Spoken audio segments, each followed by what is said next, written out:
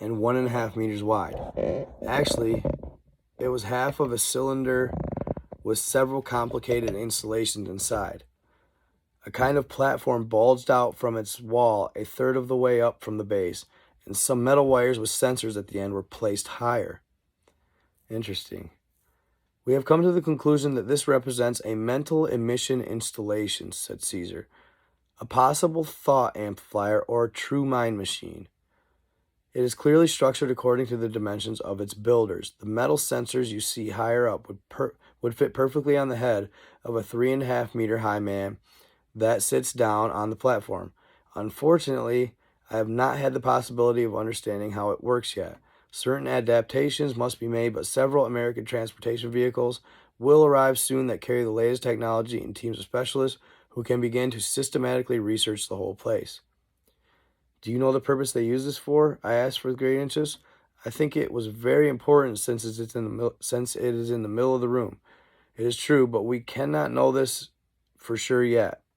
It is likely that the person who connected to these sensors inside of the cylinder was capable of controlling great mental energies and conducting them correspondingly, but it is impossible for me to be sure of the target of those energies for now. We got off from the platform and went further on, leaving the stage behind. At about 15 meters away on the same central line, I saw what could be called a control panel. A control panel. It was not very big, but was square with a side of about 1 meter and was sustained by the one central leg coming out of the floor. I could not see very well what was on top of it, and as it was pretty high. Like all the other objects in the room, it was a little bit above my head. Utilizing another 3-legged stairway, I went up on a couple steps. I was amazed by the way things had been put together. It was very complicated, leaving the impression of a projection network of computer plaques. What we call buttons were represented by differently colored geometrical symbols. I noticed mostly triangles, squares, and spirals. 2 parallel slots were situated in the middle of the panel. Coming out of the slots were 2 20-centimeter long metallic levers that could be compared to 2 handles. They were both in the down position at the base of the slots, and it was clear that they could slide up and down. What really caught my eye was a big square placed on the right side of the board towards the bottom corner. A red button, represented by a circle and much bigger than the rest of the signs on the board, was placed in the middle. With a diameter of about 10 centimeters, the so-called button was surrounded by a series of complicated signs that seemed to be part of the same unknown writing. It was the only area on the board that contained such a sign. Caesar, who was watching me from downstairs, asked me to avoid touching anything on the board, especially the red button, but he did suggest passing the palm of my hand over the square containing the circle. I did what he asked me right away, and a huge holographic image appeared in front of me. It was about 2 meters away from the board and represented the Earth viewed from about 25 kilometers away in the atmosphere. I was touched when I recognized the Carpathian mountain chain and its specific curve, but I was surprised to notice a flow of huge quantities of water towards plains and fields until eventually the ground became clear. Then the projection of the silver square with the big red button on it overlapped the holographic image. The button blinked alternatively while the signals on the side changed fast with varying colors. I saw how big streams of water, like giant rivers, appeared from everywhere inside of the territory that now includes the entirety of Romania, a big part of Hungary and the Ukraine, flowing towards the mountains and the Transylvania platform. The image then zoomed in, and I saw how, in a brief period of time, the whole of Romania became practically a new sea from which you could only see mountain tops or small pieces of land and islands. In that moment, the projection of the red button square settled on the image of the hologram without blinking. Immediately after that, the projection of the 2 central slots with handles from the board appeared on the left, the handles sliding down slowly. I was simultaneously watching how water started to back out from the territory of our country. Strangely, they went south towards one point only, and that I located somewhere in the Reteza mountain, most probably in the Godanu Mountains area. The whole quantity of water was drained into the ground there, and Romanian territory looked dry again, with the geological formations we know today. Still, in the curving area of the Carpathians and at a certain distance from them towards the east, in the territory known today as Vrancia, I noticed a dark area of about 30 kilometers but could not understand what it represented. In addition, the Danube Delta did not exist anymore, and also, instead of the Black Sea, a huge platform laid towards the Middle East. In that moment, the holographic image disappeared as suddenly as it reappeared. Astonished, I looked at Caesar.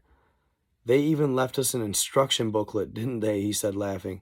The procedure is similar for all of the other buttons and commands on the board, but I particularly wanted you to see what could happen with when the red button was touched.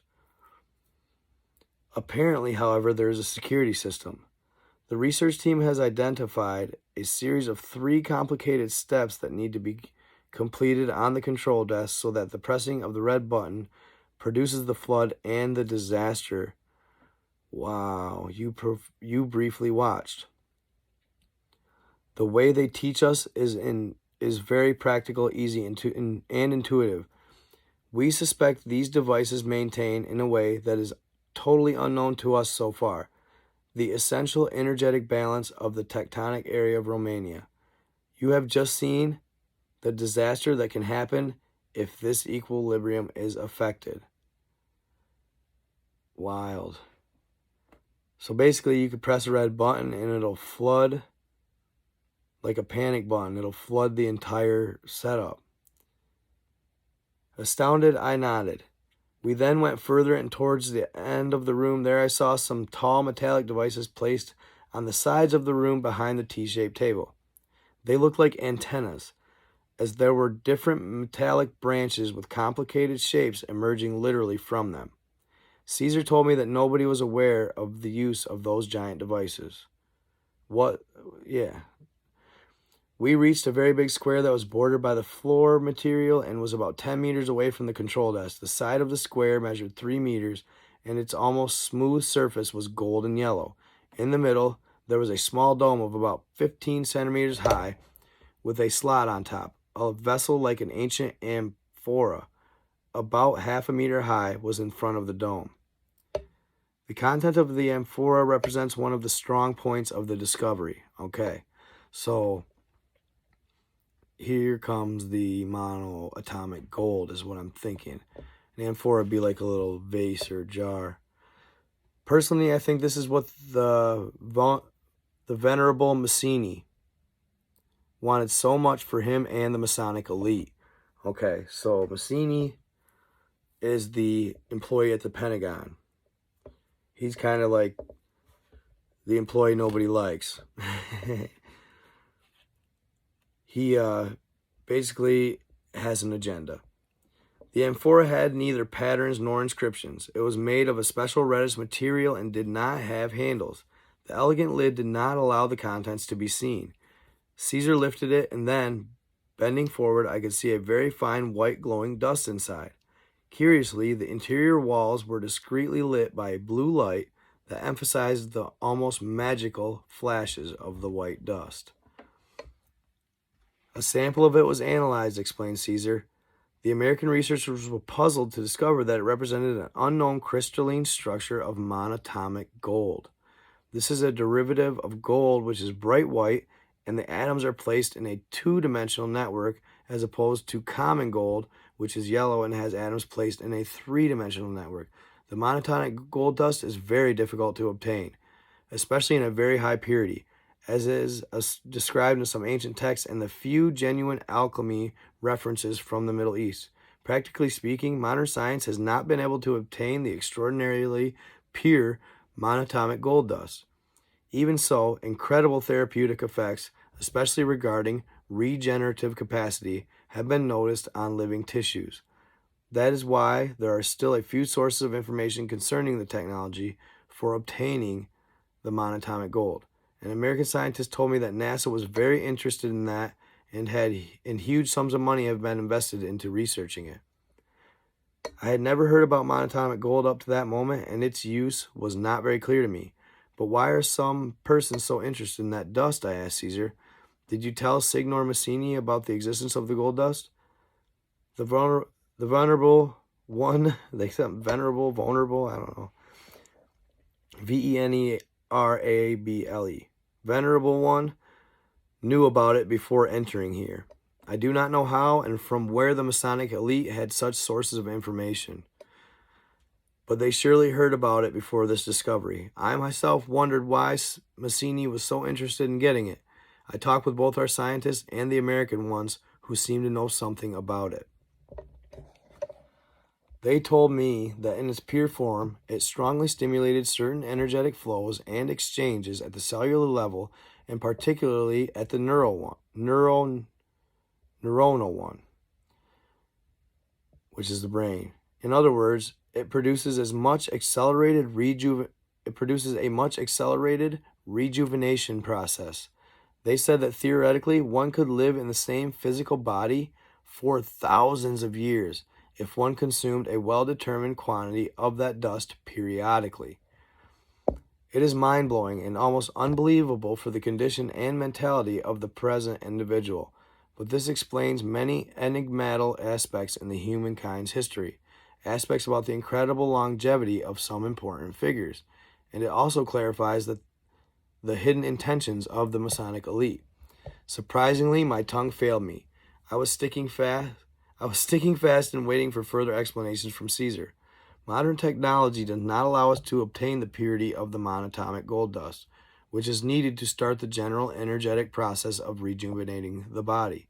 Furthermore, the lab results of the sample have shown that the gold atoms lay in a flat network, but are also combined with atoms of another element which is unknown on Earth. This complicates the situation even more, as we cannot know what other characteristics the dust has besides the ones mentioned in the ancient texts that the researchers totally ignore. Caesar told me to step on the surface of the square and in front of the little dome over its middle. If you think something can further impress you, this will be one of the greatest surprises you can have in this room, he joked. I then witnessed a huge hologram with moving elements projected from the slot of the dome. I quickly understood these projections were main aspects of the extremely ancient past of humanity. Although it was a brief rendition of our ancient past, it included information concerning the hidden origins of mankind. I clearly realized that the mistake of Darwin's theory of evolution. Its fundamental error was not the enforced idea, but the ignorance. Precise elements happened on Earth so long ago, elements that I saw rendered in an exceptionally intelligent and profoundly intuitive synthesis. My legs sank under me with emotion, and I kneeled as I watched the true images of the most important events in man's history, including its real origin, which creates so many disputes to this day. Unfortunately, I was not allowed to write it in this book. Certain essential aspects of our planet's past that I had watched in a compact version, these events were rendered exactly the way they happened tens and hundreds of thousands of years before. This was the condition Caesar asked me to keep in order to respect the terms of the top secret mutual agreement between Romania and the United States. What a crock of crap. They should be sharing that shit with us. That's horse shit. Sorry for my language, but come on. That's the stuff we should be able to know. I don't care. Why keep just lying to us? Why keep lying? It doesn't make any sense. It would change everybody's outlook. I don't know.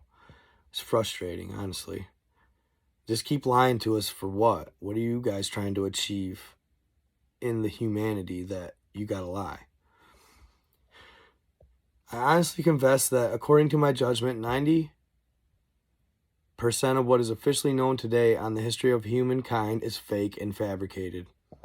Yep. It is truly unbelievable that what is considered to have really happened is mostly a lie.